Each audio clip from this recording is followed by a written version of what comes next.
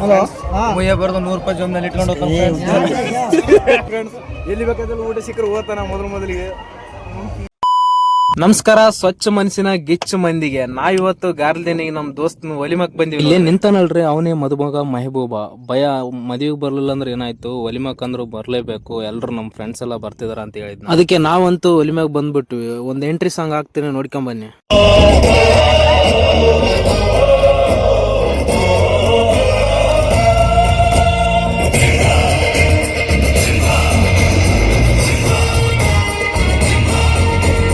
Friends ಎಲ್ರು ಕಲ್ತು stage ಮೇಲೆ ಹೋಗಿ ಮದುಮಗನ ಒಳ್ಳೇದಾಗಲಂತ ವಿಶ್ ಮಾಡಿ ಒಂದ್ ಫೋಟೋ ಹೇಳ್ಕೊಂಡು ಅಲ್ಲಿಂದ ಸೀದಾ ಊಟದ ಕಡೆ ಹೊಂಟಿವಿ.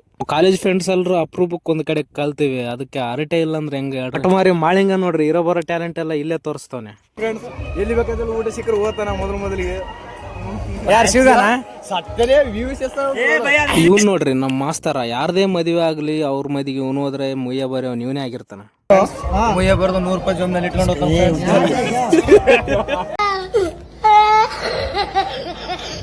ಅಂದಿದ್ದು ಮುಸ್ಲಿಮ್ಸ್ ಮದಿಗೆ ಬಂದು ವೆಜ್ ಕೇಳಕತ್ತಾನ ಇಲ್ಲಿ ಅವ್ನು. ಮತ್ಲಬ್ ಓ ಅಲ್ಲಾಗಿ ಲೆವೆಲ್ಗೆ ಬಂದಾತ.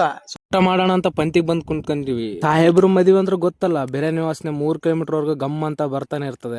ಅದ ವಾಸನೆಗೆನೆ ಹೊಟ್ಟೆ ತುಂಬುತ್ತೆ. ಬಹಳ ದಿನ ಆಗಿತ್ತು ಬಿರಿಯಾನಿ ತಿಂದು. ನಮ್ ದೋಸ್ತನ ಮದುವೆಗ ಜಡ್ದು ಅಲ್ಲಿಂದ ಸೀದಾ ಮನೆ ಕಡೆ ಬಂದ್ವಿ.